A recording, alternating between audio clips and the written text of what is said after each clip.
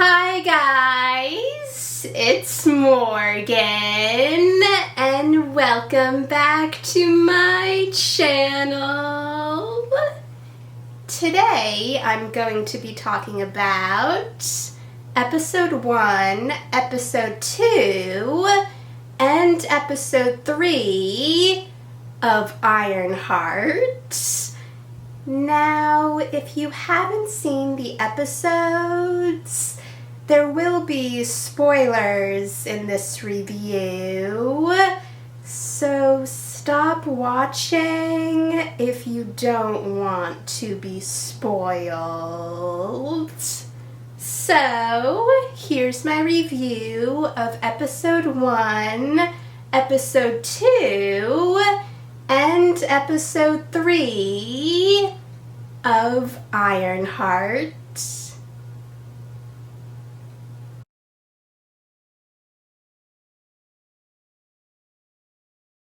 It was sweet that the episode started with Riri and her friend Natalie filming themselves talking about what they want in life. But the way it was filmed felt sad, and as the episode continued, we found out why. It also made sense that Riri was going with the story that she did an internship in Wakanda instead of saying that she helped them fight a war.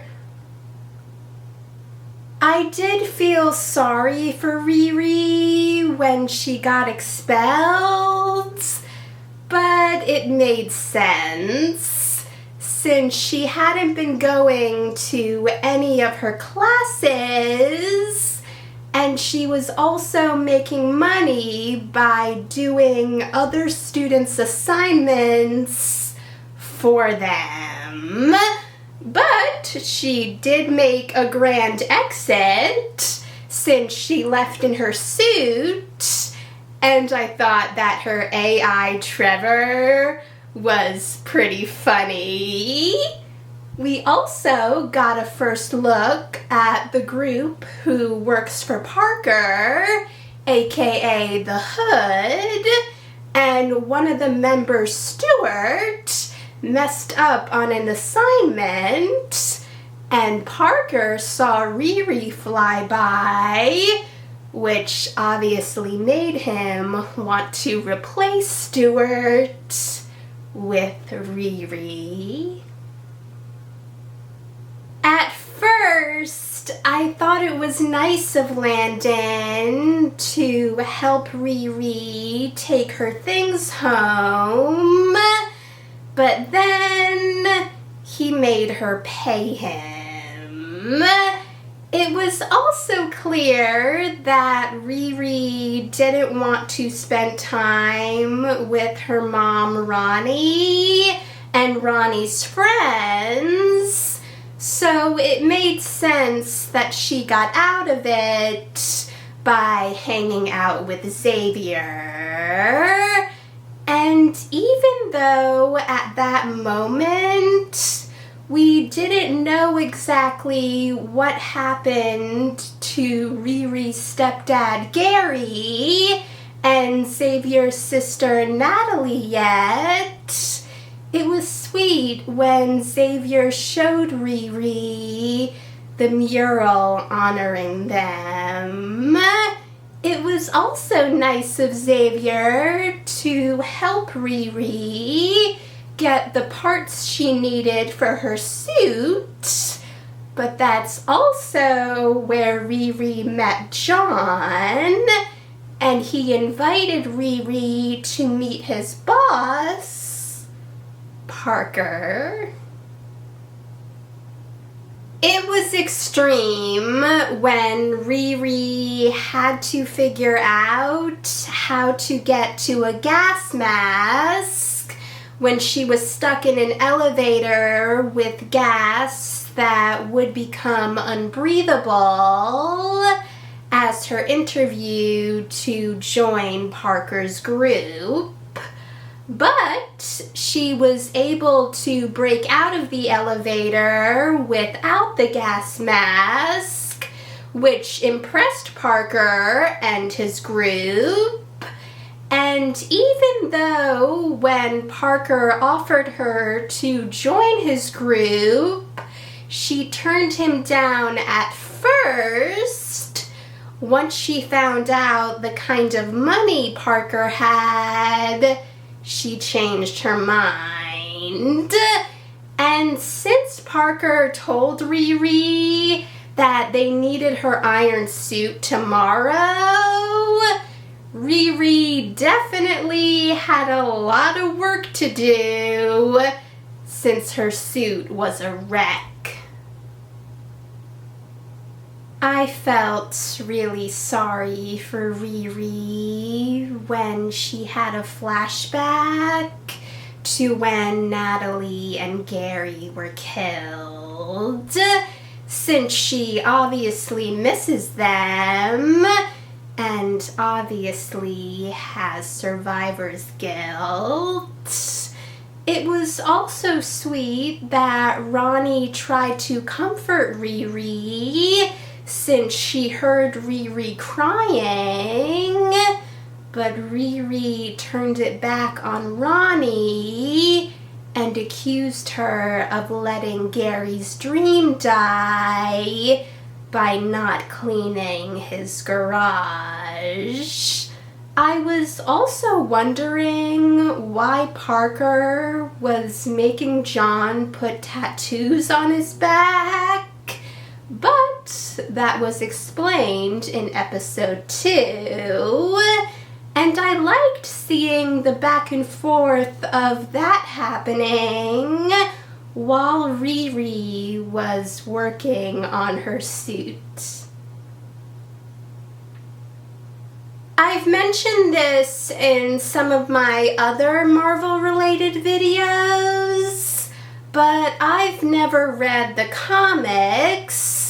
But I do know that Parker ends up getting possessed by the cloak that he wears, which causes him to become the Hood. And since he already has the cloak, I'm wondering if we'll get a flashback episode showing how he got it. I also didn't blame Riri for how she reacted when she woke up to an AI version of Natalie.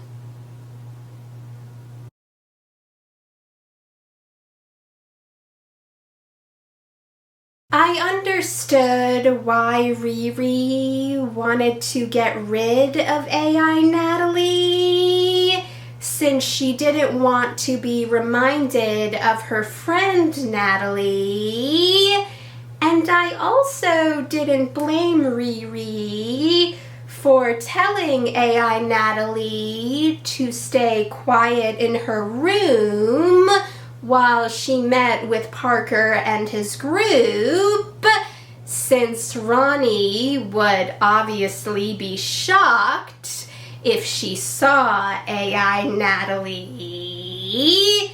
It's also obvious that Xavier has a crush on Riri, since he invited her to go to a concert with him. And it seems like Riri also has a crush on Xavier, since she was clearly excited to go.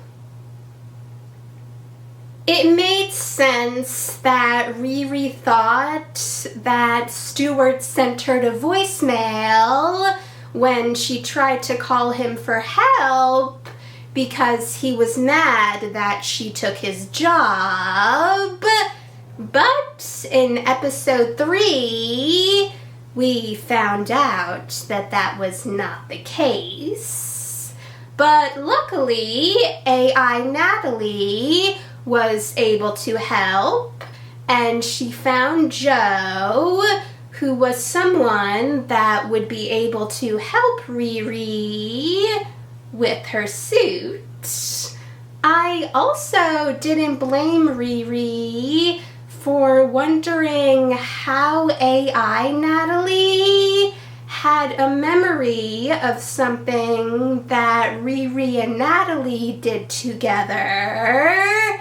It was also funny when Riri got AI Natalie out of the chest plate in her suit and put her on her computer. Even though Joe didn't want to help Riri with her suit at first, it wasn't hard for her to convince him. And it was funny when they were singing You Oughta Know in the car. And it was funny when Riri called Joe's bunker shady and Joe defended it.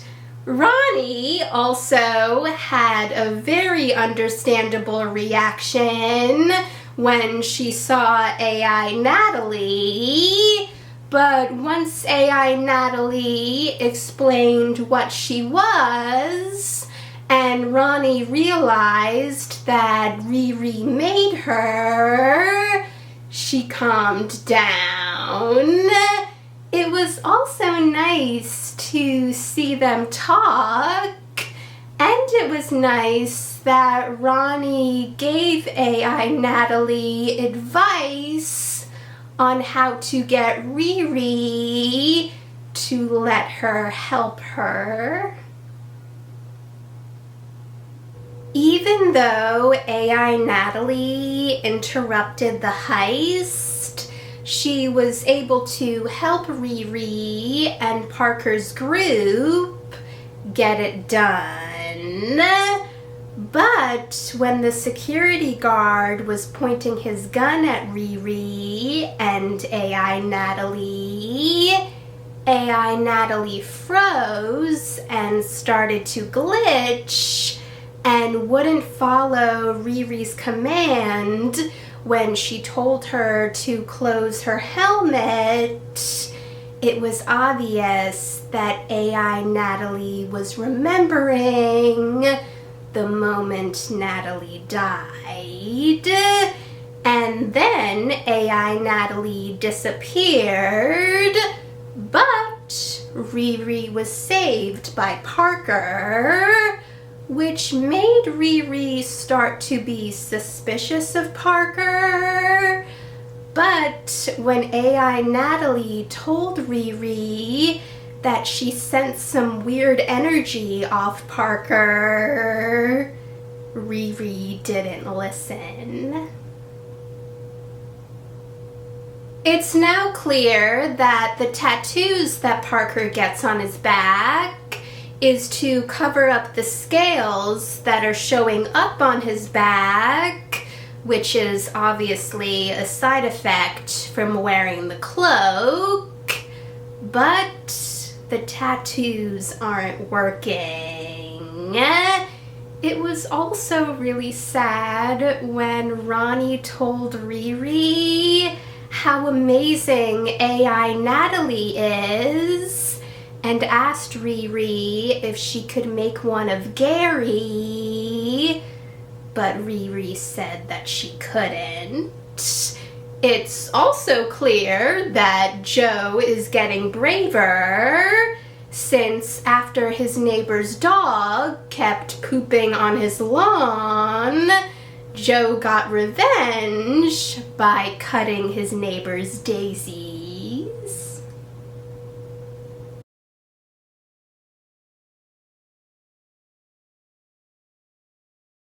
Even though the way they got the money wasn't ideal, I liked seeing Riri bonding with the members of Parker's group and talking about what they each plan to do with their money.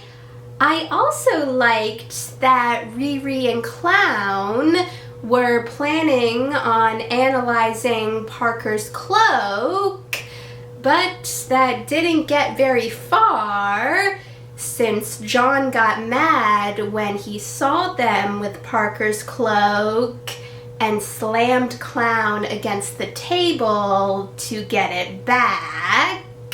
But luckily, Parker stopped him. But it's clear that Parker also can't be trusted since he wouldn't answer Riri's questions about the cloak. Even though Xavier was grateful about the new headphones that Riri got him, it made sense that he preferred the headphones he already had since they were Natalie's. It also made sense that when Xavier asked Riri about her job, she wouldn't tell him anything. But I'm assuming that if Xavier does find out what Riri's been doing, he's not going to have a good reaction. Obviously, Ronnie won't have a good reaction either. It was also funny how Ronnie reacted when Joe came over to see Riri, but it's obvious that Riri created a monster when she told Joe to start standing up for himself, since Joe used that advice against Riri. It was nice to see Riri and AI Natalie hanging out, but then things got bad when they went to the garage where Natalie and Gary were killed, and Riri started to have a panic attack. But luckily, AI Natalie was able to calm Riri down the same way that Natalie used to. And even though Riri questioned how AI Natalie knew how to do that, she still thanked her. But then, when Riri got home, she saw that there were police officers waiting for her, and they wanted to question her about the death of Stuart, since she was the last person who called him. And Riri immediately suspected that Parker was behind it, and Riri and AI Natalie came up with a plan so they could analyze Parker's cloak. It was starting to look like John was starting to question what Parker was doing, since he tried to get Parker to call off the latest heist, but Parker was able to convince John that it had to be done. Also, when Joe first mentioned his dad to Riri, it made me think of a theory that I saw online that Joe was actually the son of Obadiah Stane, who worked with Tony Stark and then betrayed him, and that theory was confirmed after Riri found Joe's dad's ashes, and Joe admitted that his real name was Ezekiel Stane, and that he didn't want to be anything like his dad, since his dad died trying to kill Tony Stark. So it was nice when Riri told Zeke that he's nothing like his dad unless he chooses to be.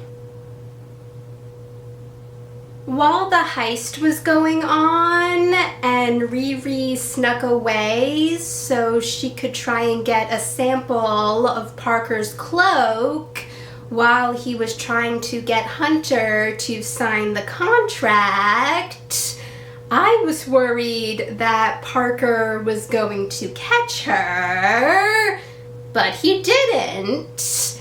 But Riri accidentally set something off that put the rest of the group in danger, and Parker killed Hunter. But luckily, Riri was able to get a part of the cloak, but then she got stuck in a vent. And when AI Natalie told her that she was coming to save her, Riri told her to save the rest of the group and said that she would be fine, and AI Natalie agreed.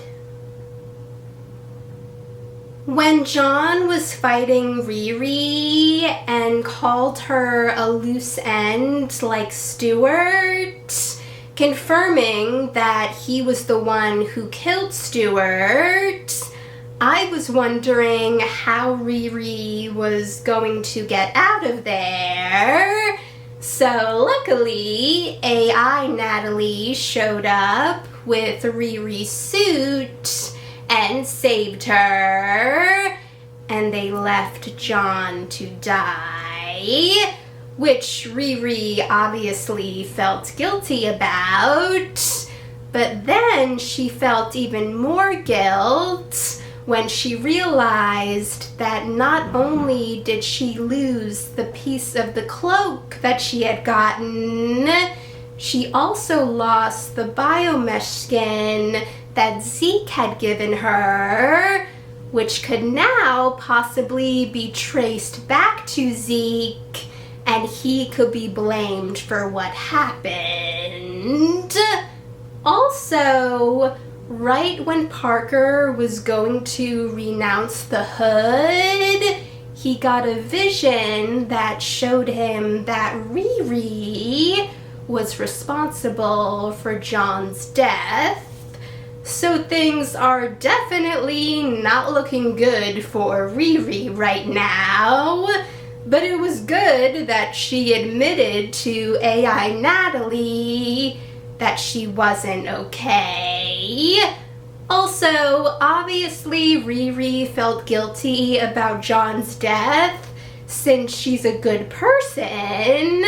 But after Riri left him and he was begging her to come back and open the door, I just thought, you just tried to kill her.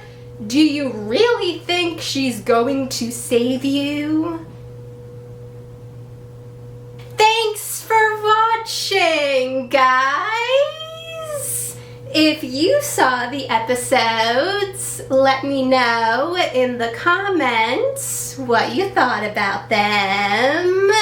And if you want to see my review for episode 4, episode 5, and episode 6 when they come out, or you want to see any of my other future videos, hit that subscribe button, and I'll see you in the next video. Bye!